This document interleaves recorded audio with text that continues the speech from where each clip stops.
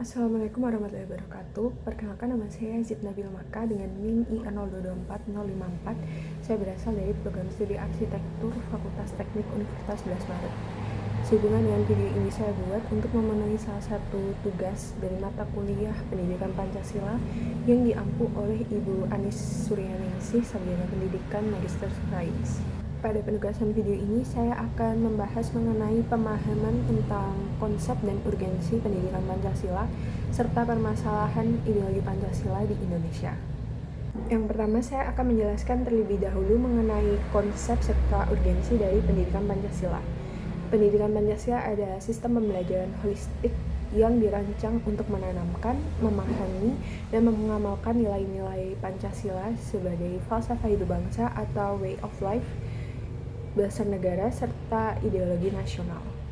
Dan untuk urgensi dari pendidikan Pancasila ini adalah agar mahasiswa tidak tercabut dari akar budayanya itu sendiri, dan agar mahasiswa memiliki pedoman atau kaidah penuntun dalam berpikir atau bertindak dalam kehidupan sehari-hari dengan berlandaskan nilai-nilai Pancasila.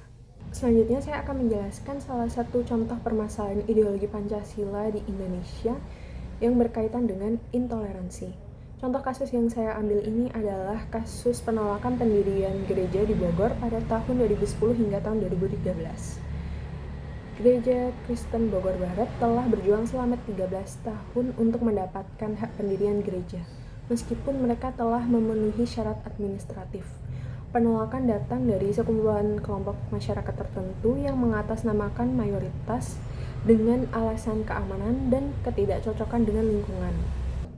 Aksi intimidasi, demo, dan tekanan politik terjadi, termasuk dengan pembubaran paksa ibadah oleh aparat. Dari kasus ini dapat kita ketahui telah terjadi pelanggaran nilai-nilai Pancasila. Salah satunya adalah nilai-nilai pertama, yaitu ketuhanan yang Maha Esa. Penolakan pendirian tempat ibadah ini bertentangan dengan jaminan kebebasan masyarakat Indonesia untuk memeluk agama sesuai keyakinannya. Kasus ini juga bertentangan dengan sila kedua Pancasila, yaitu kemanusiaan yang adil dan beradab, di mana terjadinya pelanggaran HAM berupa diskriminasi hak beribadah. Selain itu, kasus ini juga mencederai nilai ketiga Pancasila, yaitu persatuan Indonesia, di mana kasus intoleransi ini dapat menyebabkan terpecah belahnya persatuan masyarakat Indonesia. Dan yang terakhir adalah contoh solusi yang dapat ditawarkan untuk menyelesaikan konflik ini.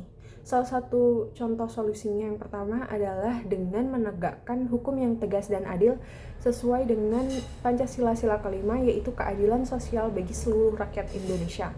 Selain itu dapat juga dilakukan dengan melalui mediasi antar tokoh masyarakat mengenai konflik ini sesuai dengan sila keempat, yaitu kerakyatan yang dipimpin oleh hikmat kebijaksanaan dalam permusyawaratan perwakilan.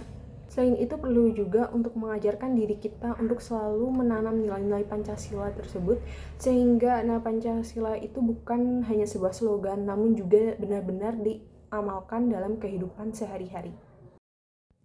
Dilansir dari tempo.co, Jakarta, Gereja Kristen Indonesia Yasmin atau GKI Yasmin di Kota Bogor, Jawa Barat ini akhirnya diresmikan pada Ahad tanggal 9 April 2023.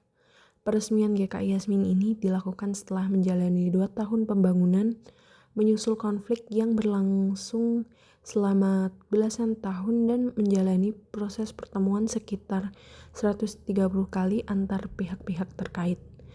Wali Kota Bogor Bima Arya mengatakan peresmian gereja ini merupakan akhir yang membahagiakan bagi semua, khususnya jemaat GKI Yasmin. Bima menyebut sedikitnya ada 30 pertemuan resmi dan 100 lebih pertemuan informal yang digelar untuk mencari ujung penyelesaian konflik.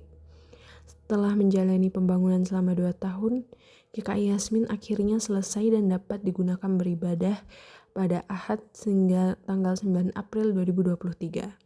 Juru bicara tim 7 GKI, Arif Zuwana, menyatakan peresmian gereja itu menandai selesainya masalah pemenuhan kebutuhan rumah ibadah di Bogor Barat. Sekian itu saja yang dapat saya sampaikan mengenai materi Pancasila ini. Apabila ada kesalahan, mohon dimaafkan. Sekian, terima kasih. Wassalamualaikum warahmatullahi wabarakatuh.